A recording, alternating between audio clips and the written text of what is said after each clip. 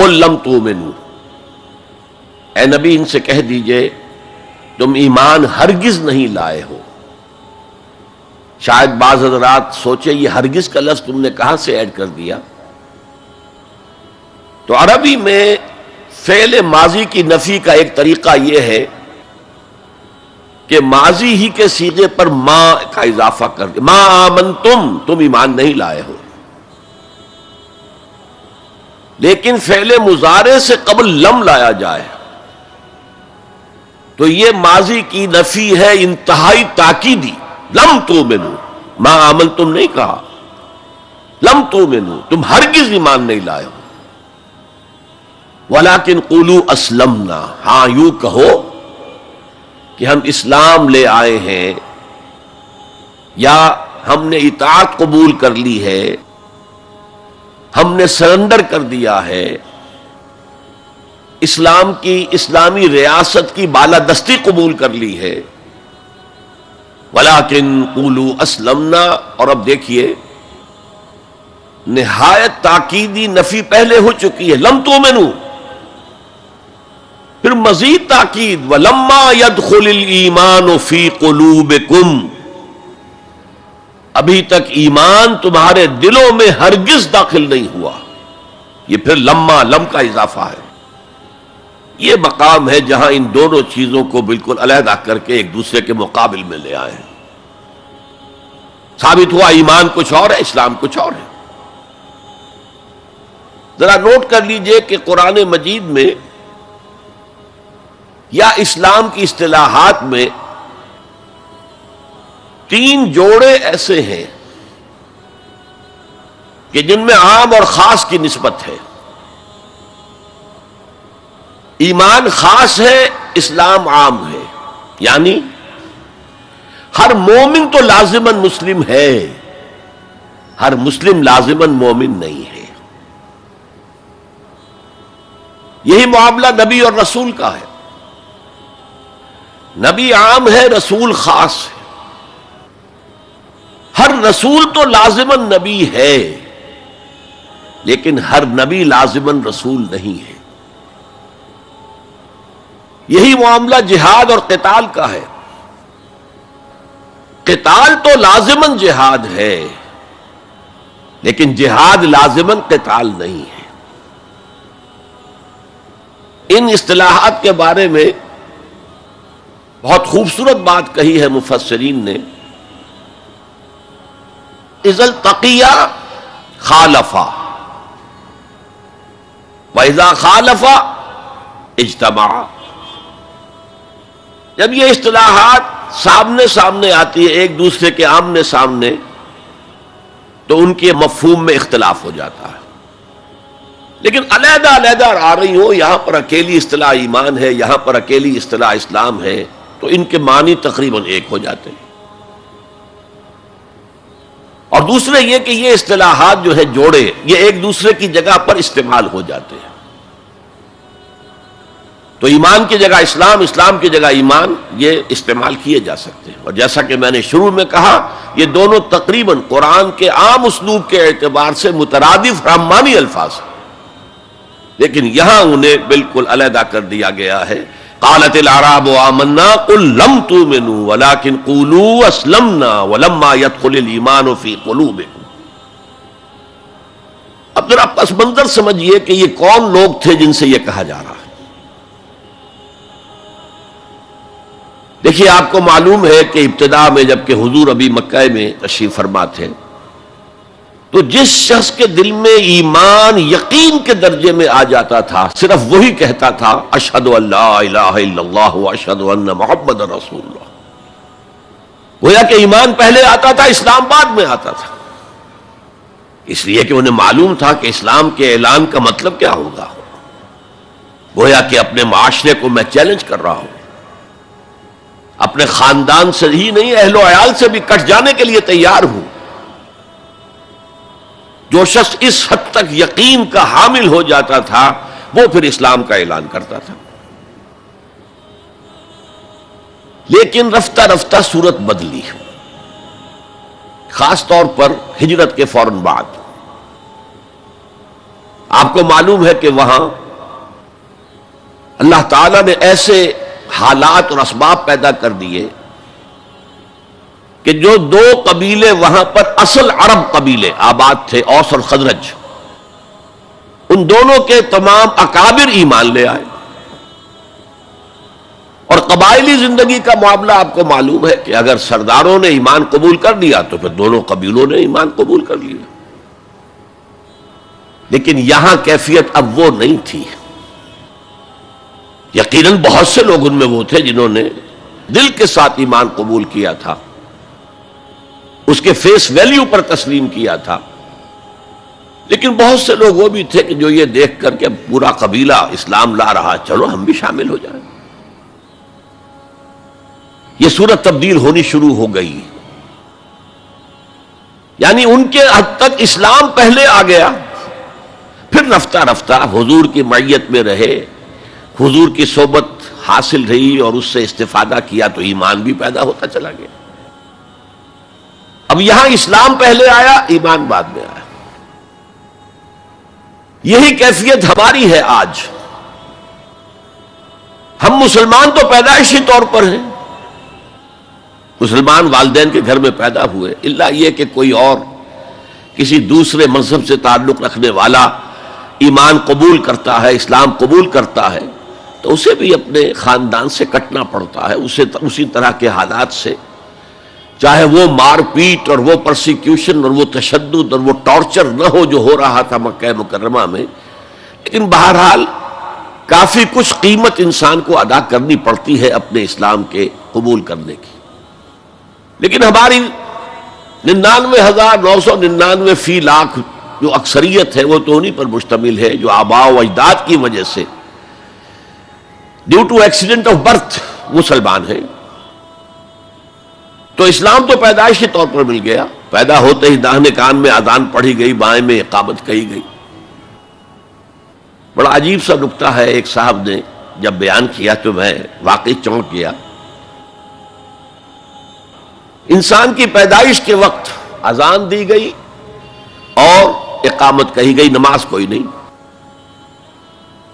اور اس کے انتقال کے وقت نماز پڑھی گئی بغیر کسی اذان کے، بغیر کسی اقامت کے. گویا کہ اس نماز کی اذان اور اقامت پیدائش کے وقت ہے جو نماز جنازہ کی شکل میں اس کی موت کے وقت پڑھی جا رہی ہے. اور یوں کہا جا سکتا ہے کہ ہماری یہ دنیاوی زندگی بس اتنے ہی وقفے کا نام ہے جتنی کہ اذان اور اقامت اور نماز کے درمیان ہوتی ہے. بہرحال یہ جو صورتحال کی تبدیلی ہوئی، جس کو میں نے کہا کہ ہمارے ہاں یہ دوسری تبدیلی 100% موجود ہے، یہ تبدیلی اپنے کلائمیکس کو پہنچ گئی جب حضور کو اللہ تعالیٰ نے اتنی کامیابی عطا کی کہ مکہ بھی فتح ہو گیا. تو اگرچہ عرب میں کوئی فارمل گورنمنٹ نہیں تھی، کوئی حکومت فارمل وہاں قائم نہیں تھی، لیکن قریش کا مقام پورے عرب میں ایسے ہی تھا جیسے کہ کسی ملک کا صدر مقام ہوتا ہے. مذہبی مرکز وہی تھا، خانہ کعبہ وہاں تھا، تمام قبیلوں کے بت وہاں رکھے ہوئے تھے، قریش اس کے متولی تھے، لہذا قریش کو امتیازی حیثیت حاصل ہو گئی. اور اس کا سب سے بڑا معاشی فائدہ جو انہیں ہوا تھا وہ یہ تھا کہ جبکہ دوسرے کسی قبیلے کا کوئی تجارتی قافلہ بچ کر نہیں جا سکتا تھا، اس پہ لوٹ مار، وہاں قریش کے قافلے کو کوئی ہاتھ نہیں لگاتا تھا. اس لیے کہ ہمارے تو خدا ان کے ہاسٹیجز ہیں، ہمارے بت جو ہے رکھے ہوئے ہیں ان کے پاس خانہ کعبہ کے اندر. اگر ہم ان کے قافلے پر کوئی حملہ کریں گے تو وہ ہمارے بتوں کی گردن توڑ کر یا ایسے اٹھا کر باہر پھینک دیں گے. تو بہت بڑا سیاسی اور بہت بڑا معاشی فائدہ قریش کو تھا اس خانہ کعبہ کی وجہ سے. اور اس پر ایک پوری سورت ہے قرآن مجید کی، لإِلاف قریش إِلَافِهِمْ رِحْلَةَ الشِّتَاءِ وَالصَّيْفِ فَلْيَعْبُدُوا رَبَّ هَٰذَا الْبَيْتِ الَّذِي أَطْعَمَهُم مِّن جُوعٍ وَآمَنَهُم مِّن خَوْفٍ اس گھر کی وجہ سے ان کو معاشی فوائد حاصل ہے اور امن حاصل ہے۔ بہرحال جب مکہ فتح ہو گیا حضور کے دست مبارک پر صلی اللہ علیہ وسلم، تو اب پورے عرب کے اطراف و اکناف میں یہ بات طے ہو گئی کہ اب جدید اصطلاح میں ہم کہیں گے it's no use continuing resistance, اب ہم کیا مخالفت کریں اور کیا اب آپ کا راستہ روکنے کی کوشش کریں، بات ختم ہو گئی جب مکے پر اب حضور کا قبضہ ہے صلی اللہ علیہ وسلم۔ تو اب قبیلوں نے اپنے وفد بھیجنے شروع کیے، فلاں وفد آ رہا ہے ایمان کا اعلان کر رہا ہے، پورا قبیلہ ایمان لے آیا ہے، فلاں قبیلے کا وفد آ رہا ہے ایمان کا اظہار کر رہے ہیں، مسلمان ہو گئے ہیں، پورا عرب مسلمان ہو گئے۔ اب یہ لوگ جو ایمان لا رہے تھے، اور ایمان لانے کا مطلب کیا ہے؟ صرف یہ کہہ دینا اشہد ان لا الہ الا اللہ واشہد ان محمد رسول اللہ صلی اللہ علیہ وسلم، ان کی اندرونی کیفیات تین میں سے کوئی سی ایک ہو سکتی تھی۔ یا تو واقعی ان میں سے بھی کچھ لوگ ایسے تھے جو واقعتاً صدق دل سے ایمان لائے، ایسا بھی ہو سکتا ہے کہ وہ پہلے ہی سے ایمان لا چکے ہوں لیکن اپنے قبیلے کی عصبیت کی وجہ سے، اور یہ کہ پھر قبیلے کو چھوڑ کر کہیں جانا پڑے گا، وہ اظہار نہ کر رہے ہوں، اب اس کے اظہار کے اندر کوئی مانے نہیں رہا، کوئی رکاوٹ نہیں رہی، کوئی رسک نہیں رہا، یہ بھی ہو سکتا ہے۔ تو ایک ممکن کیفیت تو یہ تھی کہ وہ ایمان لائے ہو حقیقتاً صدق قلب سے، اور ایک ممکن صورت یہ تھی، اور یہ ہر انقلابی عمل میں ہوتا ہے، کہ مخالف انقلاب قوتیں جب یہ سمجھتی ہیں کہ اب ہمارا بس نہیں چلے گا، اب ہم انقلاب کا راستہ نہیں روک سکتے، تو بظاہر سرنڈر کر دیتے ہیں، لیکن دلوں میں ایک ارادہ ہوتا ہے دیکھیں گے کوئی موقع ملا، وہ حالات بدلے تو پھر ان سے نبٹ لیں گے۔